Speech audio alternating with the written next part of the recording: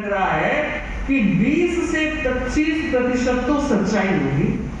बड़े कठिन स्थिति के दौर में गुजर रही होगी बेटी और आप उसको घर लेकर आ रहे हो, आपका दायित्व है।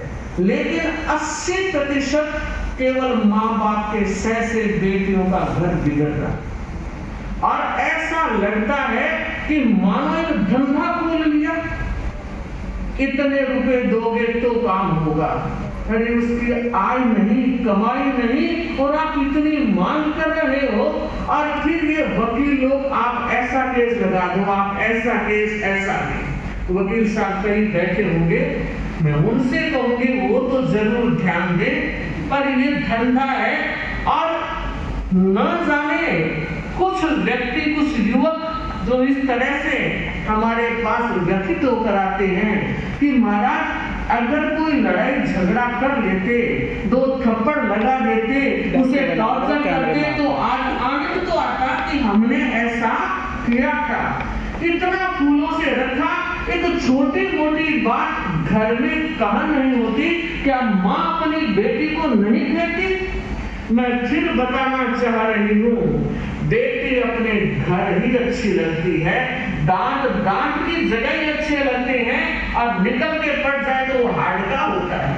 आप बेटी को इस तरह से आबाद नहीं कर रहे हैं, भविष्य को उज्जवल नहीं कर रहे हैं और आप अपने घर का भी नुकसान कर रहे हैं। आपके घर में भी किसी की बेटी आई है, अगर उसके परिवार वाले आपके साथ ऐसे करेंगे तो आपको पता लगेगा कि क्या हो रहा है।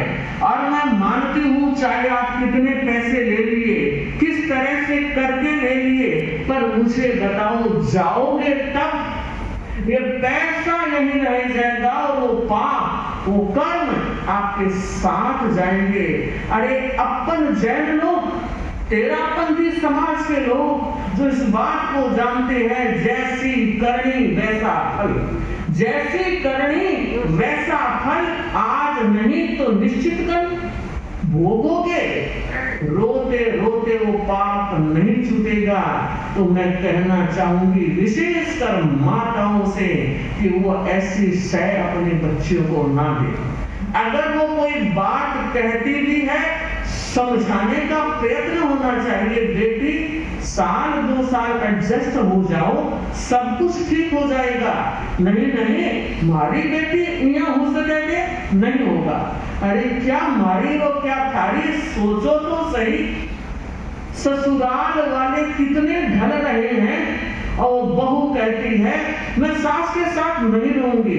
कोई बात नहीं, भूल जाती हूँ इस बात को, ये सौभाग्य तुम्हें जो मिला है वो सास की बदौलत मिला है।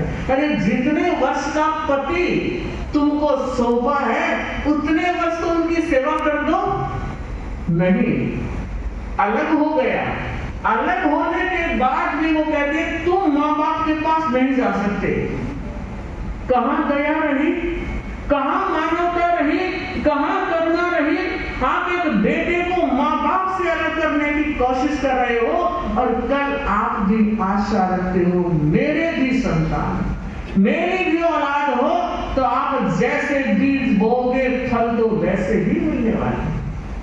सोचें, ये माला, ये जप, ये धर्म, ये ध्यान बहुत अच्छी बात है, लेकिन आचरण में भी धर्म उतरना चाहिए। आचरण के धर्म की जरूरत है।